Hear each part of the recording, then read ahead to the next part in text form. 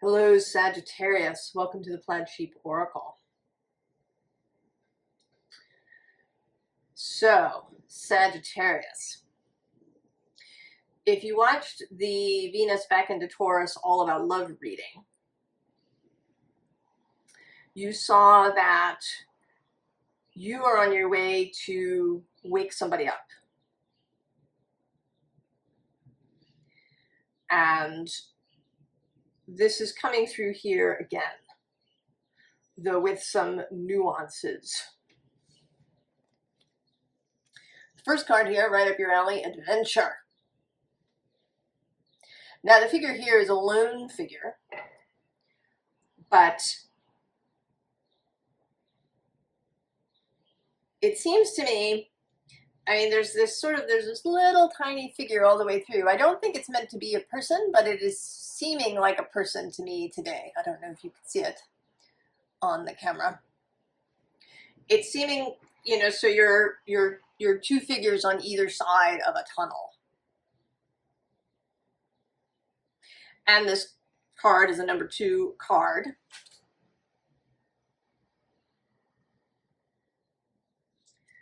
And we have this silence snow.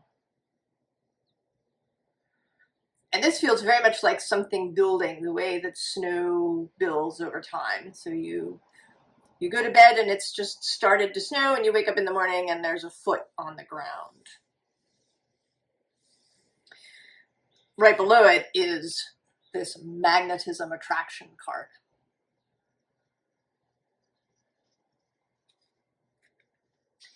And I think you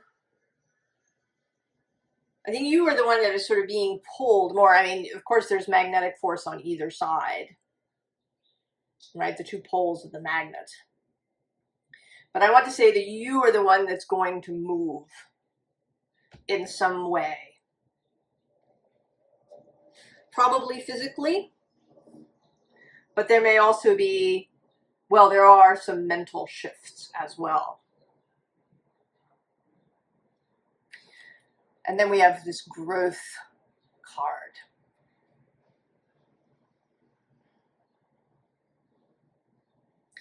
And there's a sense here as well of landscape, perhaps, of new landscapes, as well as personal growth. There is growth, evolution happening through this process. And then we have you here, again, this sense of, right, of the pull. Below that, we have the Page of Wands, who may be this other person.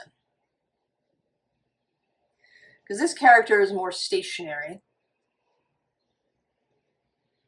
Though you both have, right, these yellow flowers going on.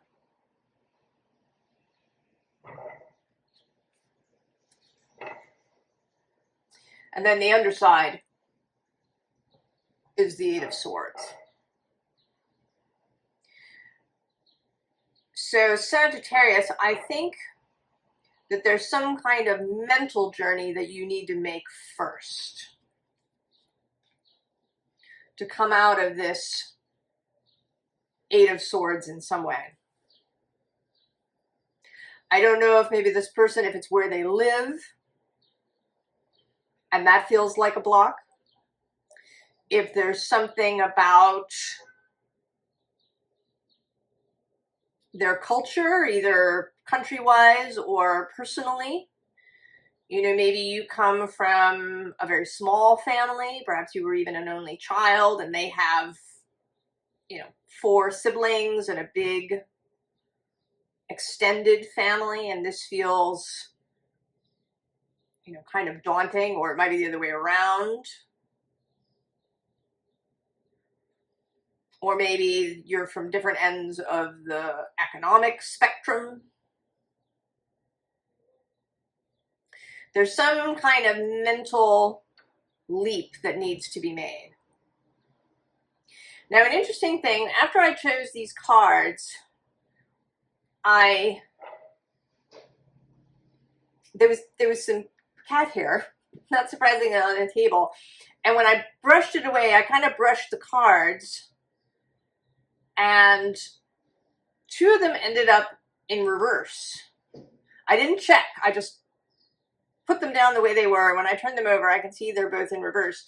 And it seemed like that was intended. I don't normally read reversals, so when they show up, they are significant.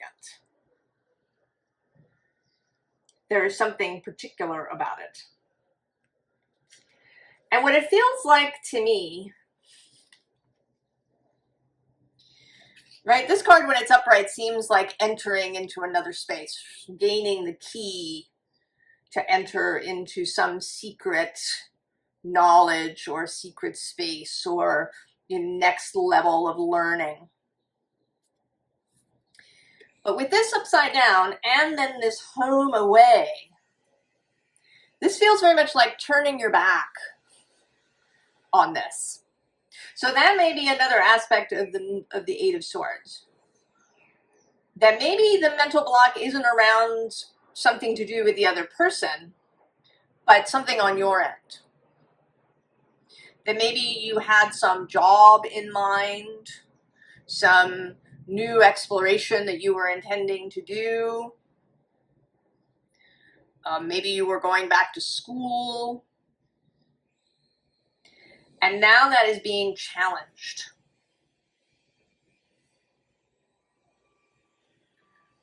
Right, with this home away, you're leaving this, you're going to turn your back on whatever this Ace of Wands was, or that is a possibility. And then the Emperor, followed by this Ghost. And this again is leaving some structure, some authority. I mean, maybe you are, upper management, upper leadership, wherever you work. Maybe you own your own business. Maybe you have always lived very independently. And now you're being asked to release that as well.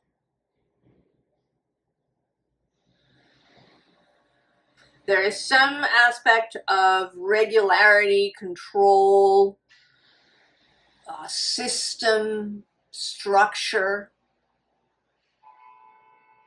that you are being asked to leave.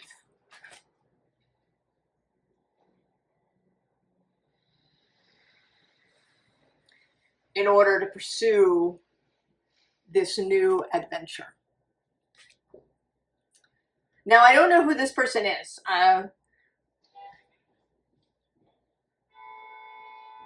It may be, there's all this honking happening.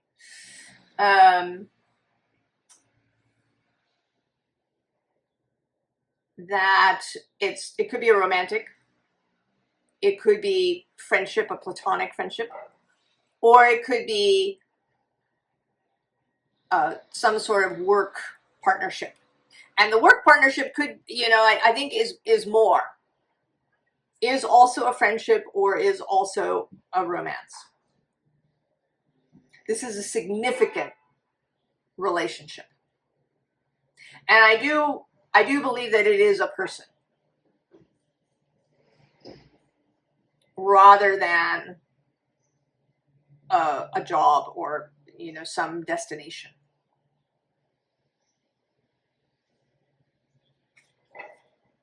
So we have death. And again, with this landscape and the ocean, right? This idea of some sort of movement, of transit, of going somewhere else.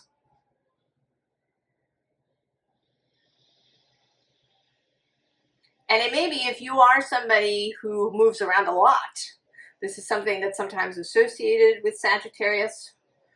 Although I've certainly known Sagittarians across the board, some who travel a lot and some who are very stationary. But if it's one or the other, if you're somebody who's always been, you are still living in your hometown or in the town where you graduated college, or otherwise if you're somebody who's always picking up and moving, it might be that this is asking you to change that. Because at the bottom here, we also have letting go. So there's these two cards of endings. Underneath this death, we do have this deer with gentleness and diplomacy. And then actually we also have this restriction card under that. And I feel like this may be Saturn's influence. He has moved into Aries, which is trying your sign, there with Neptune. I think he's going to lend stability and method to this change. I don't think that this is going to be some sort of chaotic shift for you, where you just up stakes and go. I think that this is meant to be a more gentle physical shift. The radical shift, I think, is in your mind. And on July 7th, Uranus moves into Gemini for a little while, until November 7th.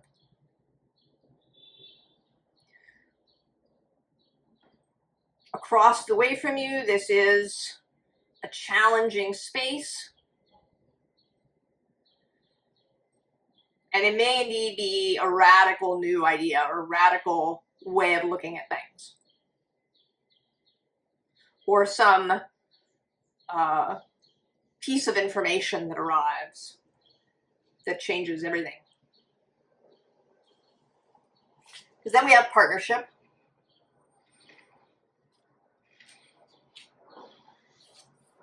This hawk who has the ability to see things from the higher perspective. It says omens and messages. So there may well be synchronicities.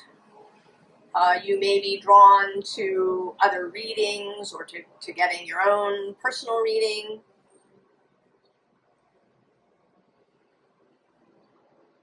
The ability to receive messages, having more of them come in, and then also the ability to see things from above. And then we have love.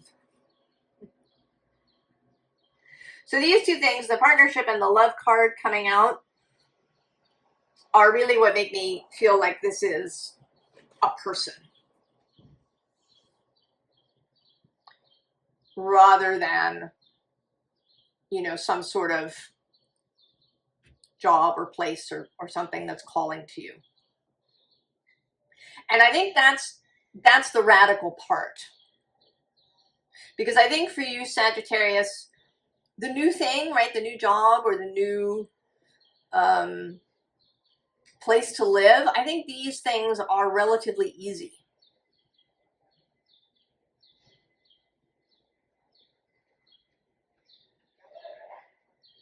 Right? They're professional, there's something where you have greater control in many ways. Whereas really joining up with another human being intimately, whether that's romantic or platonic, but really getting close to another human being is the tricky part, right? Because we're complicated, we're messy.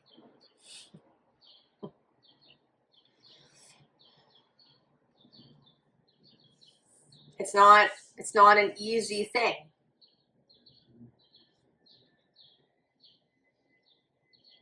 And you do like the straightforward thing. I do not associate the word nuance with Sagittarius. That's more Gemini's bag. You really like clarity. You like the single target, the straightforward thing. So that may be why this is showing up as a challenge, as really an adventure.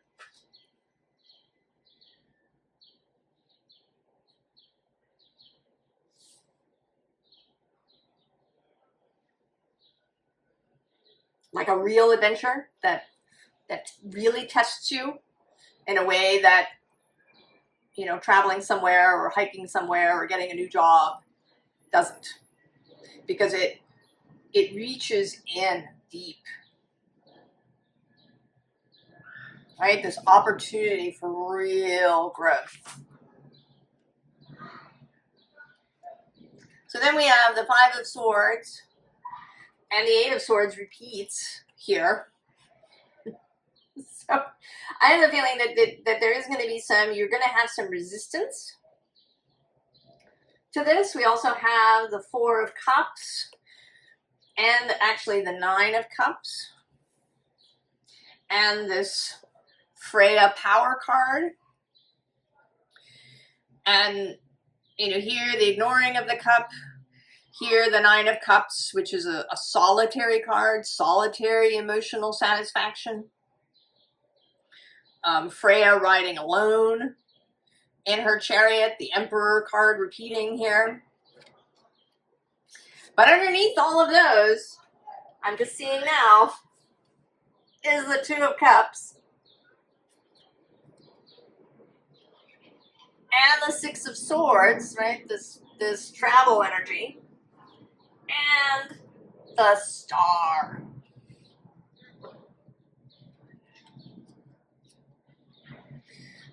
So, right, the Five of Swords can be, you know, about walking away from a fight, or walking away, maybe, you know, because you're alone here, walking away from all your own objections to the thing. All of the kind of swords that you've been, you know, maybe sorting through, like a pro-con list.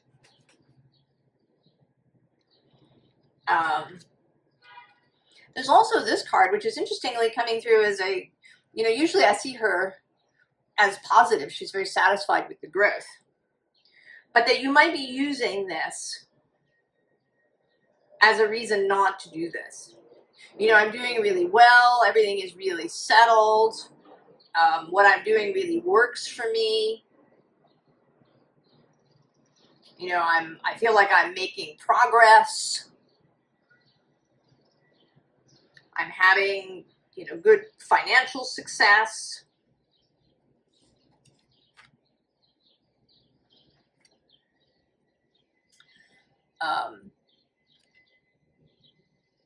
But then we get the Prince of Cups. And, you know, he's like, come on, take a chance. I've got this cup of love.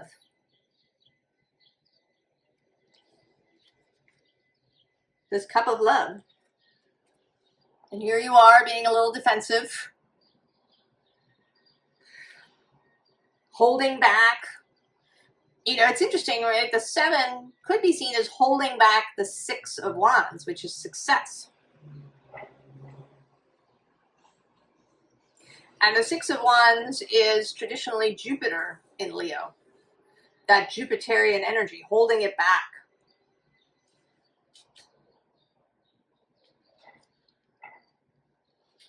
And then there's this Five, which is, usually I see this as very collaborative, these five women coming together to perform some sort of ritual.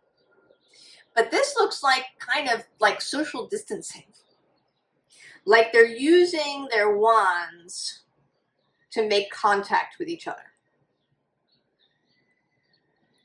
rather than joining hands. They're keeping themselves apart from each other with these wands.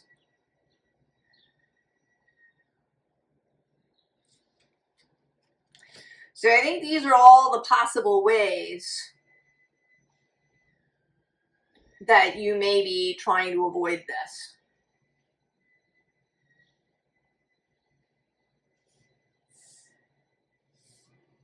But they are kind of numbers of disruption. We have 2 5s and 2 7s, right? Odd numbers that disrupt the stability of the even number coming before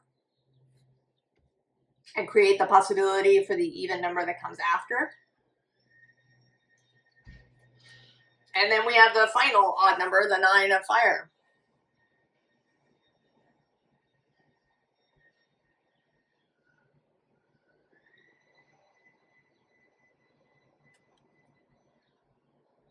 And this is my card of discovery. And discovery of maybe talents, but also joys that you didn't know were possible.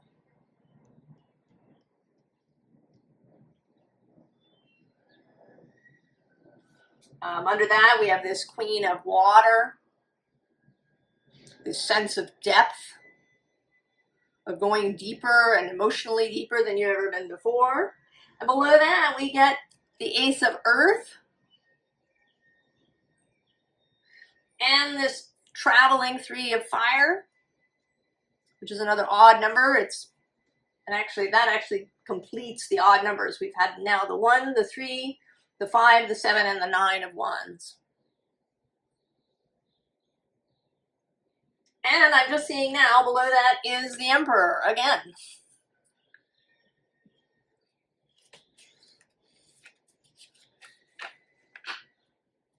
He really seems to be a bit of the blockage point, because he showed up several times now. The bottom here is this 4 of water, right? Take the pearl that's being offered to you.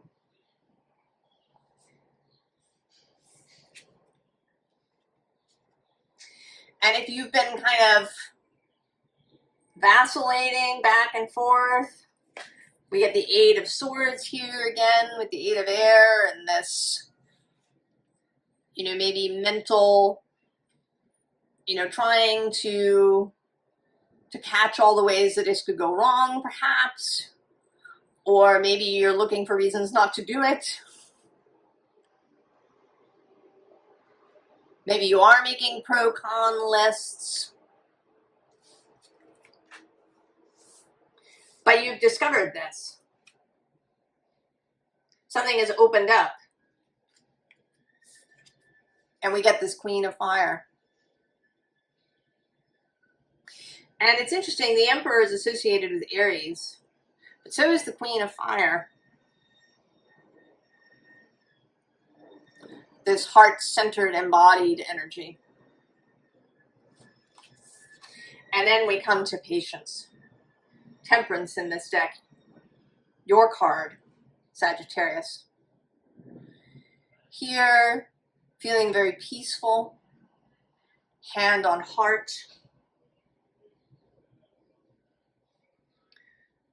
A sense of knowingness. Of relaxing into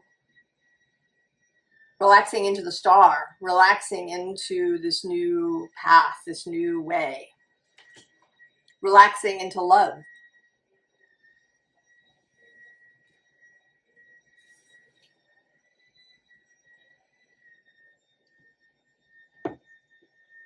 Now, formal advice. We've had some, which is essentially to go for it. And so we have the King of Axes. Very straightforward. Personal authority. Knowing your own mind. Not needing anybody else's approval. And interestingly, below that, we have this 6 of blues, 6 of cups, this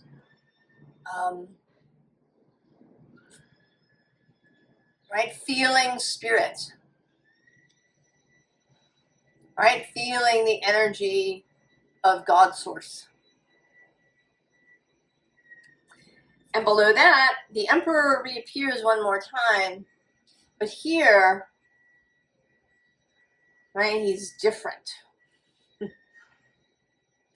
He's kind of wise and elder, the wise elder.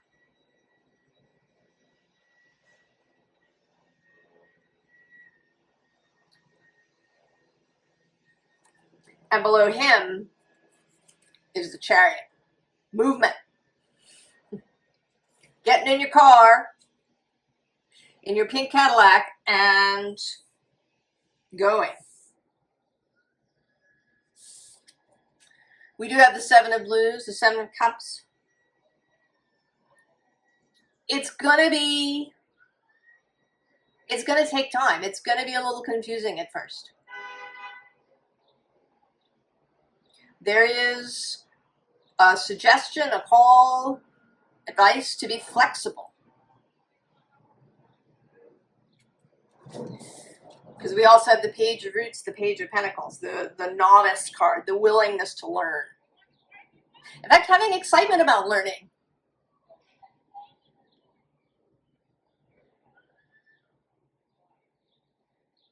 Learning new things. You know, and although Sagittarius is this seeker energy,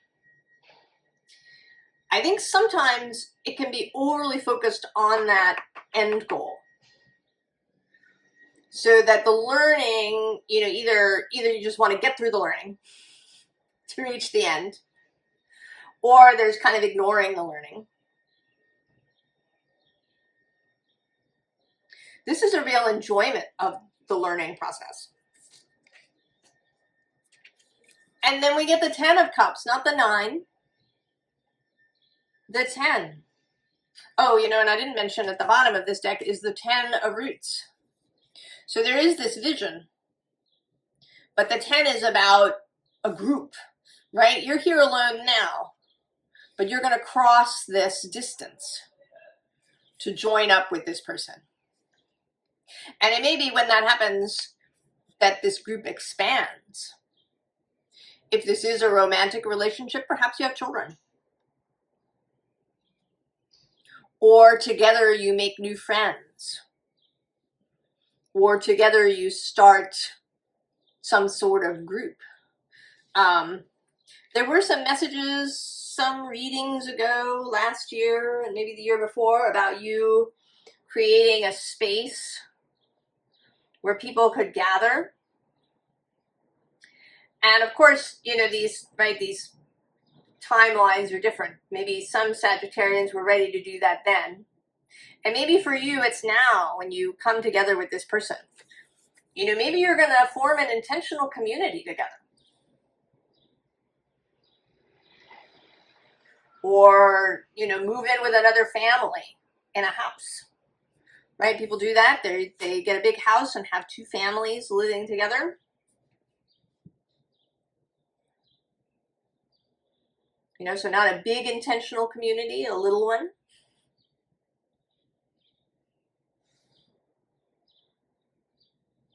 Or if this is not romance, that you are, you know, that this is a platonic thing, that you're moving in with this other person, that you're going to get this house together.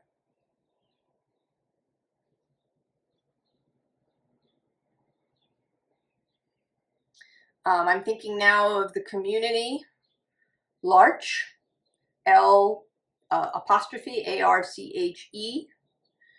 Now that is a Christian-based organization, but it's people who all move in together in a house, and some of the people are fully able. They can, you know, go out and they have jobs and all of these things. And then other members of the community need extra assistance in some way. It may be physical assistance, maybe they have Down syndrome or something of that sort, where there's some need for logistical assistance. And they all, right, they live in this community together. Could be something like that, right? That has very much a feel of love, of, you know, real growth, of kind of amazing intimacy that might come out of that. Because then we end with Temperance again here, harmony. And there's this, right, this togetherness, even though there's a storm going on. And you're not completely separated, right? One of you is here getting a little rained on.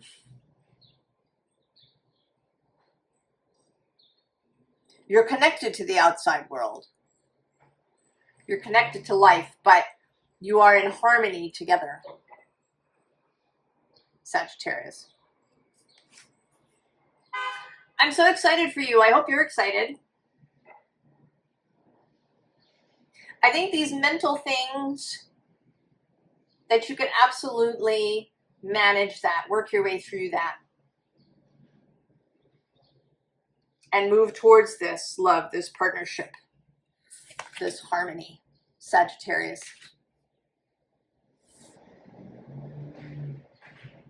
I wish you the very, very best on this journey, Sagittarius, and I will see you next time.